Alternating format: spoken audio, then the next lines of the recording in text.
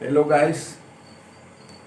आज मैं आपके लिए नेम ऑफ द वेपन्स यानी अस्त्र शस्त्र, जिसको हम हथियार कहते हैं या इसको फाइट इंस्ट्रूमेंट भी बोल सकते हैं आप। फाइट माने लड़ाई वाला जो है औजार। तो आज लड़ाई में यूज होने वाले 21 वर्ड्स लेकर के आपके समक्ष उपस्थित हुआ हूँ। और ये सब आप देखे भी होंगे, पौराणिक जमाने की लड़ाई और आधुनिक जमाने की लड़ाई, दोनों लड़ाई में प्रयुक्त होने वाले कुछ शब्द हैं जिसे हम लोग अस्त्र शस्त्र कहते हैं।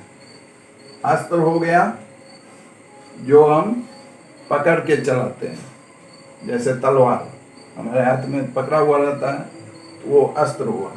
और शस्त्र वो हुआ जो हम फेंक के चलाते हैं, वो शस्त्र हुआ। तो इसमें अस्त्र और शस्त्र दोनों का जिक्र है। अब मैं इनका बारी बारी से इंग्लिश मीनिंग आपको डिटेल से समझाता हूँ। पहला अभी है यहाँ पर भाला।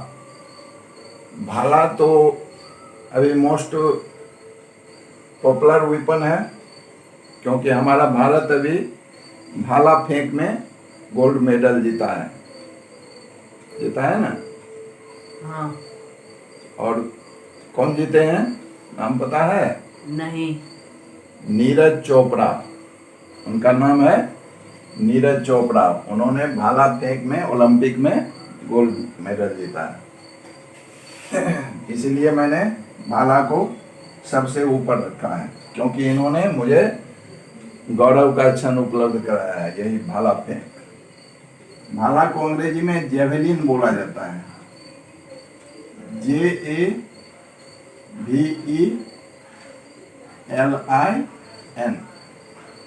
जेवलिन, जेवलिन मीन्स भाला। उसके बाद है बर्छी। बर्छी वो अंग्रेजी में एस्पियर बोला जाता है, SPEAR। एस्पियर, एस्पियर मीन्स बर्छी। यह भी एक भाला की तरह ही होता है, लेकिन इसमें कई अंकुश बने हुए रहते हैं, यानी ये चुभने के बाद अंदर से मांसर को भी खींच लेगा, ऐसा इसका बनावट रहता है। तीसरा वेपन है तलवार। तलवार को हम लोग अंग्रेजी में स्वॉर्ड बोलते हैं, SWORD।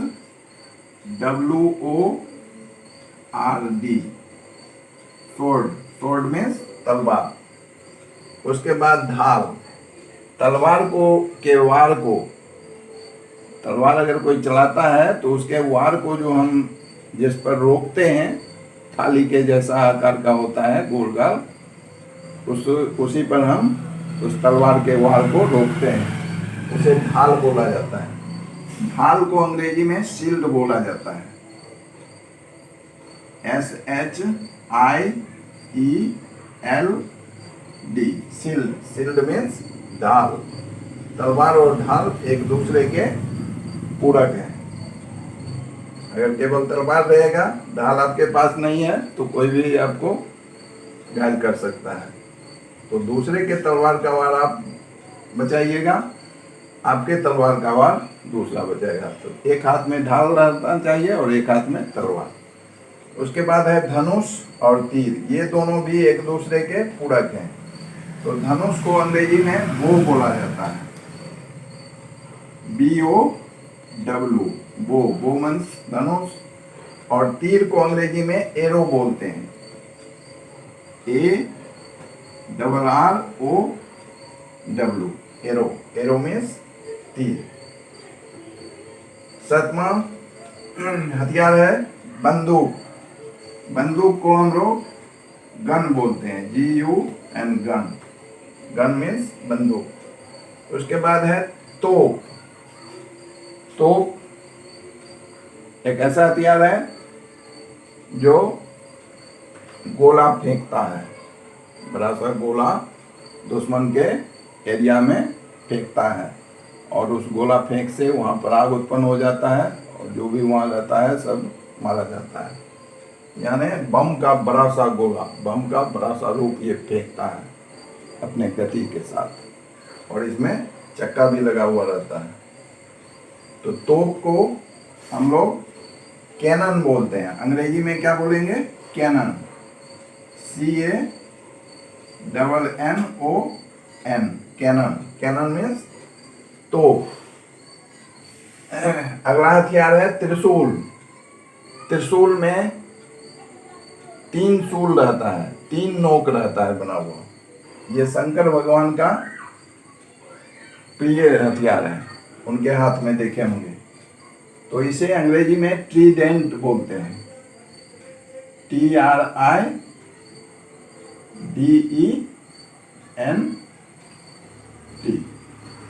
ट्रीडेंट। ट्रीडेंट मीन्स त्रिशूल। उसके बाद है फरसा। फरसा को अंग्रेजी में हालबर्ड बोलते हैं, HALBERD,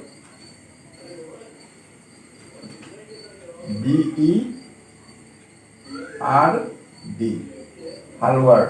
हालबर्ड मीन्स फरसा। ये आप देखे होंगे परशुराम के हाथ में फरसा रहता है। या इसे आप बैटल एक्स भी बोल सकते हैं। बैटल एक्स यानी लड़ाई में प्रयोग होने वाला कुल्हाड़ी। यह भी एक कुल्हाड़ी के तरह का ही है, इसलिए इसे हालबर्ड भी बोलेंगे या बैटल एक्स भी बोलेंगे। अगला है गदा। ये भीम का गदा। महाभारत में आप भीम का प्रिय हथियार था, जिसमें उसे महारथ हासिल था, प्रसिद्धि हासिल था गदा युद्ध में। तो गदा को अंग्रेजी में कटगिल बोलते हैं, CUD, कड, GEL, गेल, कटगिल। या एक इसका दूसरा भी है mess, MECE, mess. Mess means भी गदा होता है। उसके बाद है हसिया। हसिया से गर्दन उतार देता है, या हसिया से आप लोग फसल भी काटते हैं, चारा भी काटते हैं मवेशी का। ये है हसिया को अंग्रेजी में सिकल बोलते हैं, SICKLE, सिकल। सिकल मीन्स हसिया होता है। उसके बाद है लाठी। लाठी को बहुत जगह स्टिक भी इसका इंग्लिश दिया हुआ रहता है। तो स्टिक तो हम लोग बोलते हैं छड़ी को, जो पतला है, लेकिन ये मोटा होता है, बांस का बना हुआ, इसीलिए इसको ब्लैक जैक बोला जाता है। इसका इंग्लिश होगा black jack, BLACK, black, JACK, jack. Black jack means लाठी। उसके बाद है चाकू। चाकू को नाइफ बोला जाता है, KNIFE, नाइफ। यहाँ के साइलेंट है, के का उच्चारण नहीं होता है, इसलिए NIFE, नाइफ उच्चारण में आता है, लेकिन लिखा जाता है के भी। उसके बाद है कटार, छुरा। ये सिख धर्म को मानने वाले यानी पंजाबी लोग जो होते हैं, उनको उनके पास देखे होंगे, उनके कमर में ये लटका हुआ रहता है। ये प्रत्येक सिख कहीं भी ले जा सकता है, ये उसको अलाउ है।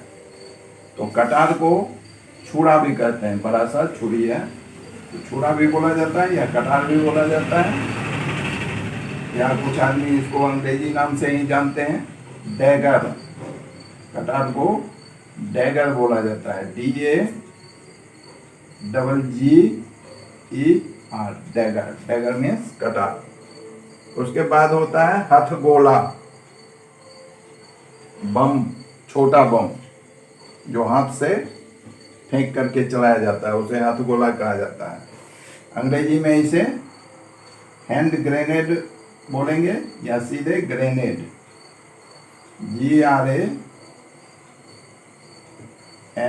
GRENADE,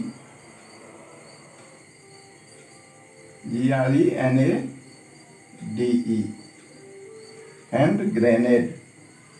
उसके बाद है संगीन। संगीन को अंग्रेजी में बायोनेट बोलते हैं, BAYONET,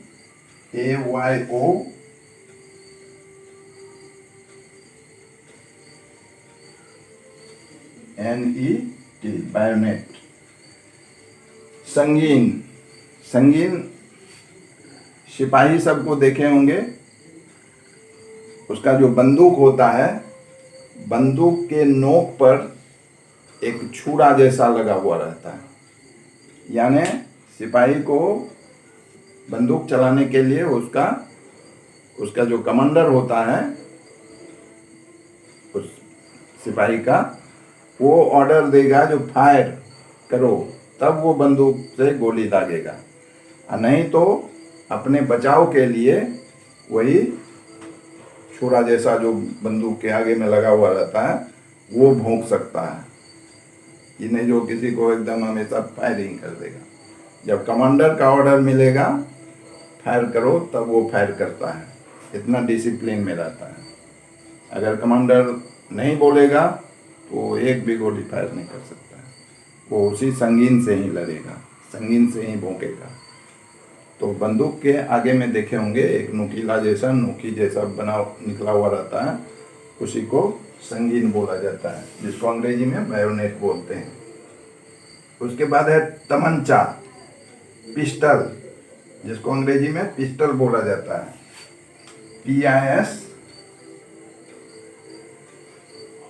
PISTOL, पिस्टल, या इसको रिवॉल्वर भी बोलते हैं, इसका अंग्रेजी रिवॉल्वर भी होगा। उसके बाद है मशीन गन। मशीन गन का अंग्रेजी मशीन गन ही होगा, MACHINE, machine, GUN, gun, machine gun. एक है गुलेल, देखे होंगे कुरेरवा सबको, पक्षियों को मारने के लिए जो वो एक